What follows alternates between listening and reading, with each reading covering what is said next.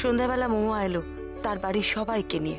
অবশেষে টাবলু আর মহুয়ার আশীর্বাদ সফল হলো।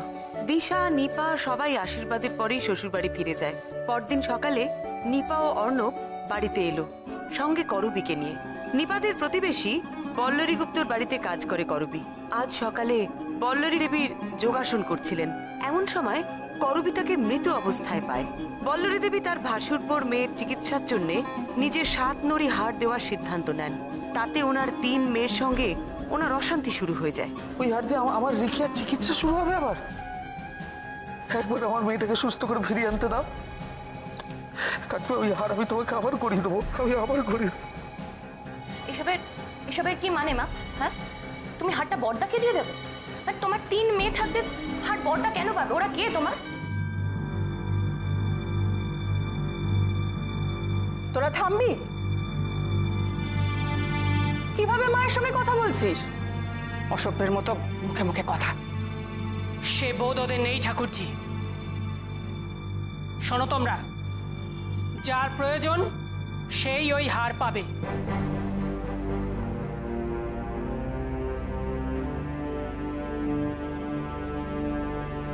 তুমি বললেই তো হবে না মা। ওই হারে আমাদেরও অধিকার আছে। ওই হারে তোমাদের কোনো অধিকার নেই অহনা।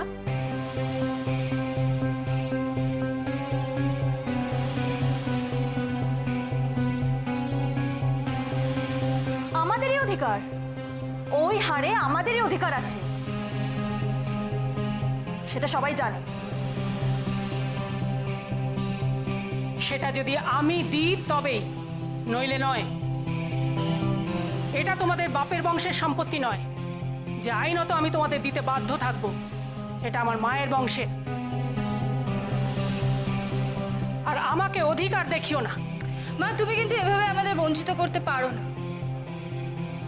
আফটার অল আমরা তোমার নিজের মেয়ে।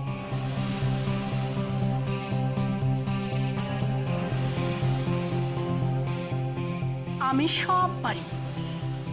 তোমরা লোভী, সেটা তোমাদের সমস্যা, আমার নয়। আর আমার গয়না আমি যাকে খুশি দিতে পারি। তোমরা বলার কে? তোমরা স্বার্থপর মেয়ে, একই ছাদের তলায় বড় হয়েছ। ভাইজির এই অবস্থা, তবু তার জন্য তোমাদের এতটুকু দরদ নেই? দরদ থেকে হবে কি? ও কি বাঁচবে?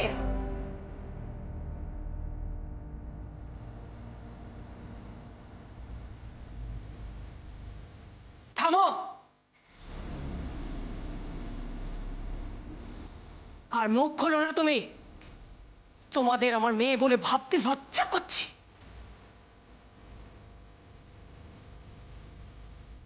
একটা অসুস্থ মানুষের চিকিৎসার চাইতে তোমাদের লোভ বড় হলো।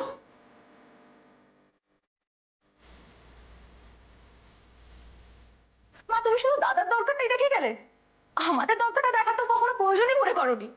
চিরকাল দাদাকেই বেশি টেনে গেলে। তোমাদের কি কি কারণে ওই হারটা দরকার সেটা আমি জানি। আর তোমরা কেউই মরণ বাঁচন সমস্যায় ভুগছ না। রিখিয়াকে বাঁচাবার চেষ্টা আমি করবই। তুমি এত কথা জানলে কি করে? তোমাকে কে বললো? যদু যদু তো ওই বাড়ির পুরনো চাকর, ওর কাছে সব কথা শুনেছি। আচ্ছা, তারপর? তারপর আর কি, তারপর রাত দিন ওই ঘরে ঝগড়া ঝাঁটি লেগেই থাকলো। আর বড় মেয়ে তো শ্বশুর ঘর ছেড়ে রাত দিন ওখানেই বসে থাকলো হার আগলাতে। আর সব সময় সলা পরামর্শ, আর না তো গিন্নিমার সাথে ঝগড়া। উফ, ওই ঘরটার জন্য কি অবস্থা হয়ে গেল।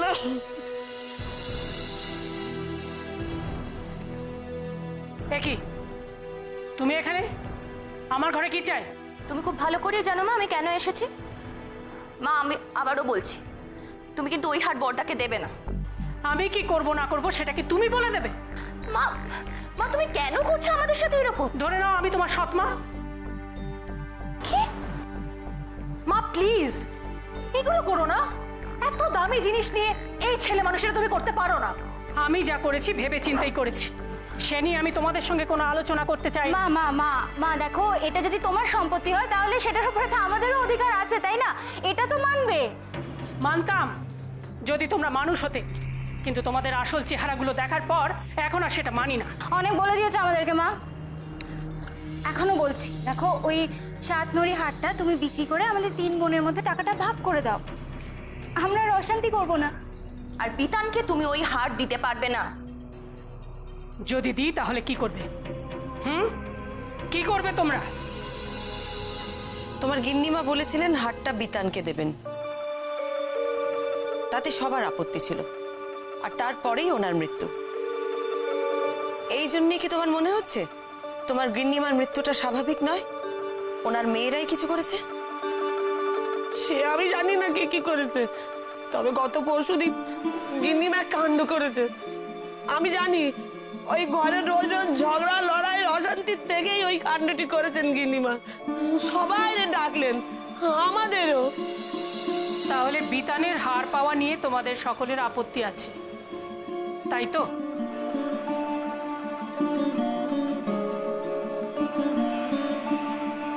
বেশ, পাবে না বিতান হার।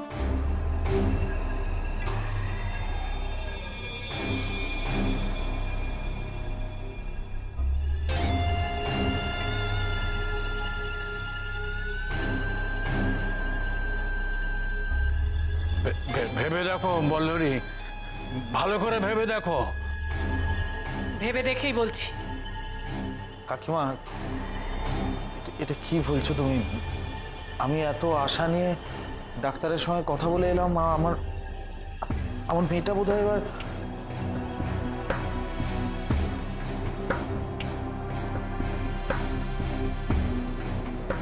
বৌদি, তুমি এভাবে আটকে যাবে মেয়েটার চিকিৎসা?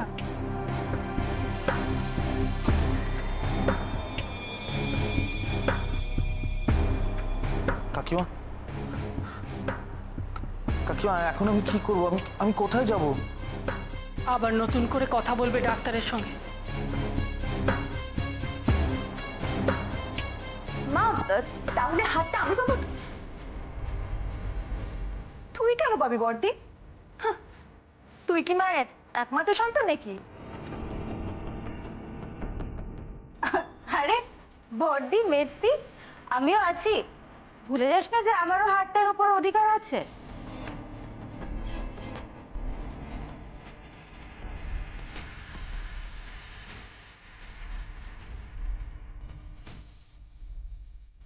বিতান পাচ্ছে না বলে তোমরা ভেবো না যে তোমরা এমনি এমনি হারটা পেয়ে যাবে।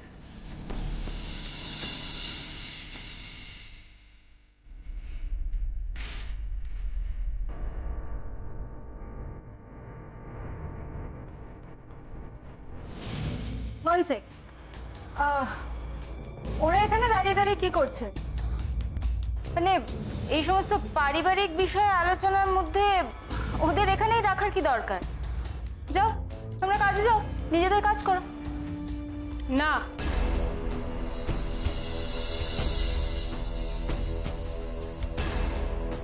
ওরা কোথাও যাবে না। ওদের সামনে কি হতে বাকি রেখেছো তোমরা? মা, তুমি বাজে কথা ছাড়ো। আজ থেকে 3 দিনের মধ্যে যে এই হার প্রথম আমার কাছে চুরি করে নিয়ে আসতে পারবে, আমি কথা দিচ্ছি এই হার আমি তাকে দেব।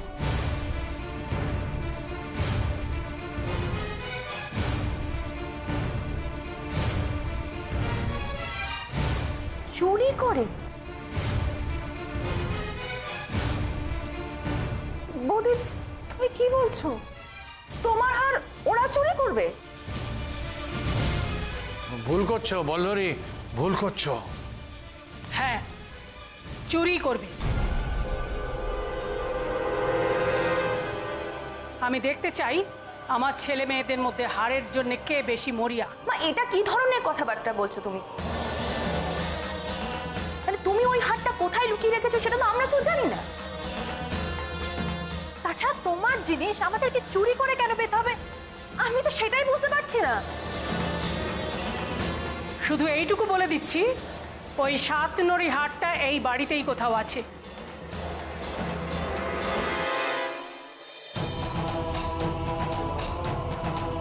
হারের জন্য যদি রোজ রোজ তোমরা মায়ের সঙ্গে ঝগড়া করতে পারো, সেটা যদি তোমাদের না বাধে, তাহলে আমার মনে হয় সেটা চুরি করতেও তোমাদের বাধবে না। আর আমি যে ওটা হাতে করে তোমাদের তুলে দেব না, সেটা নিশ্চয়ই তোমরা বুঝতে পারছো। আর ওই হারটা যে কখনো আগে চুরির চেষ্টা হয়নি, এমনটাও তো নয়।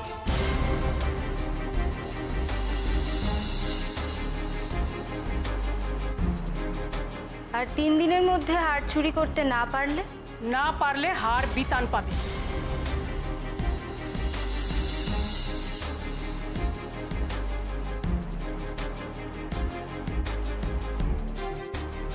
রিখিয়া চিকিৎসার জন্য।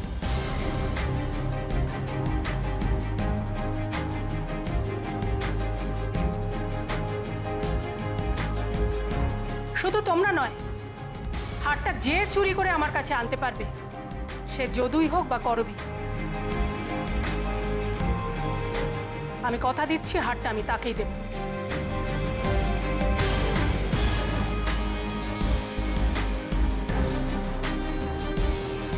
তবে সময় কিন্তু মাত্র 3 দিন।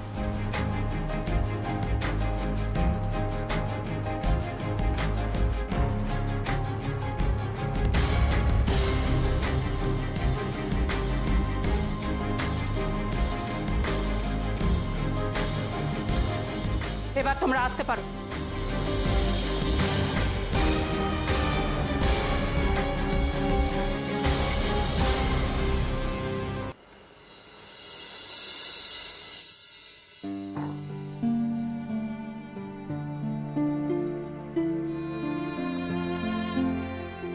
এ কি বল্লরী, এ কি খেলা শুরু করলে তুমি? যন্ত্রণা, অনেক যন্ত্রণা এই খেলা শুরু করেছি। অনেক দেখেছি, আজ আমি এর শেষ দেখতে চাই। হারটা কি চুরি গেছে? সে আমি কি করে বলবো? সবাই তো বলছে আমি নেয়নি। তুমি একটু চলো না গো দিদি, নইলে ওরা তো এনে শ্মশানে চলে যাবে। বড় বৌমা, তুমি এবার যাও। যাবে গো বৌমনি? হ্যাঁ যাবো, তুমি একটু বসো, আমি আসছি। বৌমনি, আমি তোমাদের ওখানে নাবি দিয়ে চলে যাব। তোমার অফিসে দেরি হয়ে যাবে না তো? না না, কিচ্ছু হবে না। আচ্ছা ঠিক আছে। একটু দাঁড়াও, শুনেছি গোয়েন্দারা টাকা পয়সা নেয়। আমি তো গরিব মানুষ, আমার কাছে বেশি টাকা পয়সা নেই গো, তাই হাতের কাছে যা পেয়েছি তাই নিয়েছি। এটা তুমি রাখো। ওরা তো আমার কথা কেউ কিচ্ছু শুনবে না। তুমি যদি যাও অন্তত বিচার হবে। আমি জানি গিন্নিমা আমার মারা যায়নি, গিন্নিমাকে কেউ মেরেছে।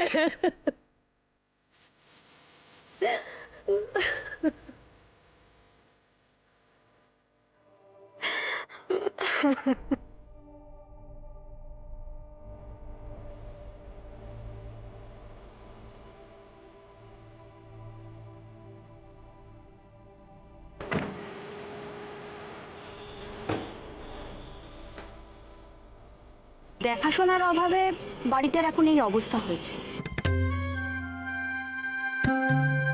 কিন্তু এরা এককালে এরিয়ার বেশ নামকরা বনেদি পরিবার ছিল, অনেক দিনের বাসিন্দা। এখন যদিও অবস্থা পড়ে গেছে। এ বাড়িতে কি আগে পুজো আচ্ছা হতো? ঘটা করে পুজো হতো শুনেছি, অর্ণবের মুখে ওরা ছোটবেলা দেখেছে। এখন তো আর সেই অবস্থাই নেই। কেন এবারের কেউ কিছু করে না? মেসমশাই মানে বল্লরী গুপ্তর হাজব্যান্ড শুনেছি কি একটা ছোটখাটো চাকরি করতেন, তবে ওনার শরীর ভালো না, ভীষণ দুর্বল। তুমি দেখলেই বুঝতে পারবে।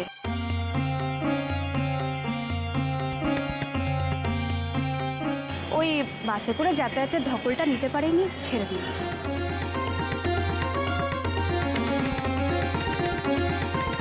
করবি? ওনার মেয়েরা কোথায়? ওই মেয়েরা ঘরের ভেতরেই হবে, তুমি দেখলেই চিনতে পারবে। আর ওই যে নীল জামা পরা লোকটা, ওটাই বাড়ির বড় জামাই। আর এর সাথে কথা বলছে ওই যে সঙ্গে যে রয়েছে, ওটা ওর ছেলে টিনটিন।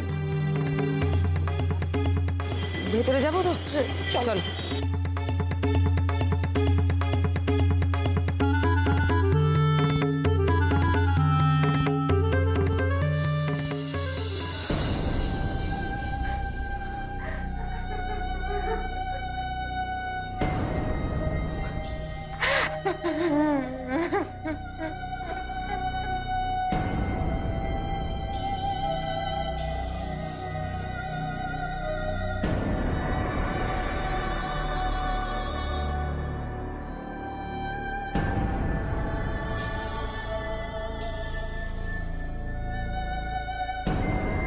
উনি তোমার বৌদি না?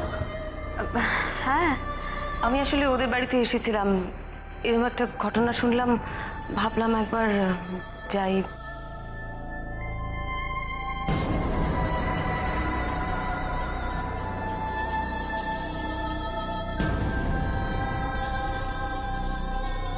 কিছু একটা গন্ধ পাচ্ছি। কিসের গন্ধ?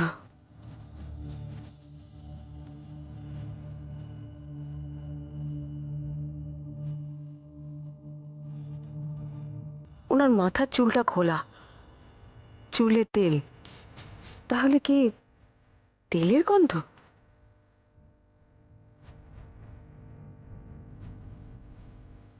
নাকি ধূপের গন্ধ?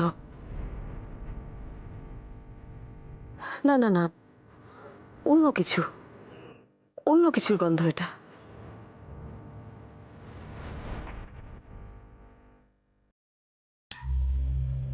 হুমা, এ কি? ওনার হাতে সবুজ রঙের নেল পলিশ।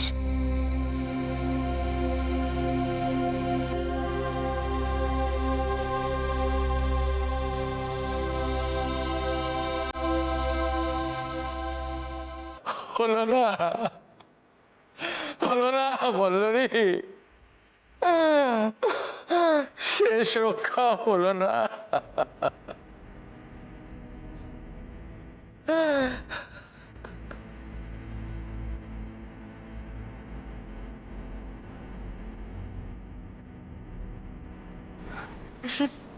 তুমি বাবাকে গিয়ে সামলাও। কিসব তুমি বারণ করে এসব করতে।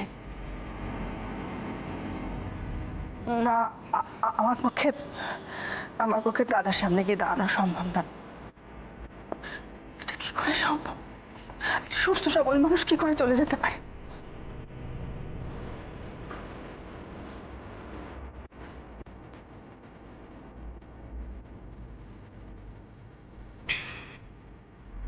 শোন না, রিক্সা কিরম যেন নেতিয়ে পড়েছে। এতদিনে কোনোদিন ওকে আমি এতটা নেতিয়ে পড়তে দেখিনি, বিশ্বাস কর। তাতে আমি কি করবো? শোন না, তোরা মানে তোরা যে হাতটা পেয়েছিস আমার দিন, আমি কথা দিচ্ছি, আমি শুধু আসলে মিটিয়ে দেবো তোদের। আমি সব শোধ করে দেবো, বিশ্বাস কর। তোমার লজ্জা করছে না বদ্দা? মা ওখানে পড়ে পড়ে আছে, আর তুমি তুমি এখনো হাড় হাড় করছো। কি করবো, ডাক্তার বলেছে রিক্সাকে আজই ভর্তি করতে। তো সেটাই করো না, এখানে কেন?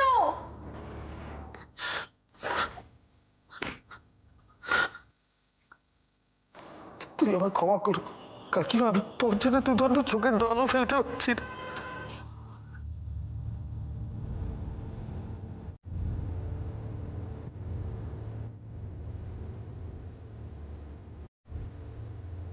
আমি আপনাদের মায়ের বডিটা একটু তুলে দেখতে চাই।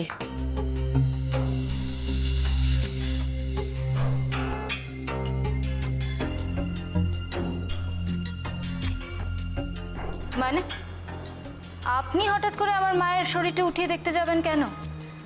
দেখতে চাই কারণ আপনাদের মায়ের মৃত্যু হয়েছিল ধ্যান করতে করতে, বসে বসে। আশ্চর্য তো, তাই বলে আপনি আমার মায়ের শরীরটা উঠিয়ে দেখবেন? দেখুন, আমার কেন জানি না মনে হচ্ছে আপনাদের মায়ের মৃত্যুটা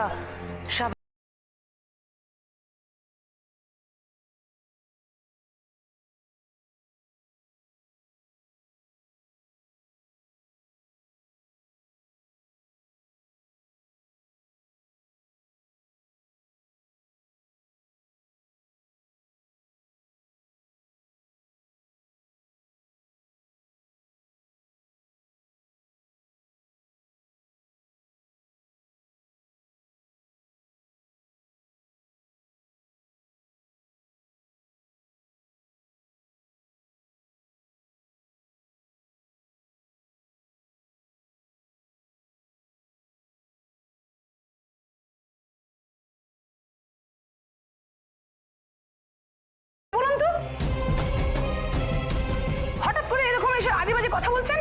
উনি গোয়েন্দা, গোয়েন্দা পরমা মিত্র।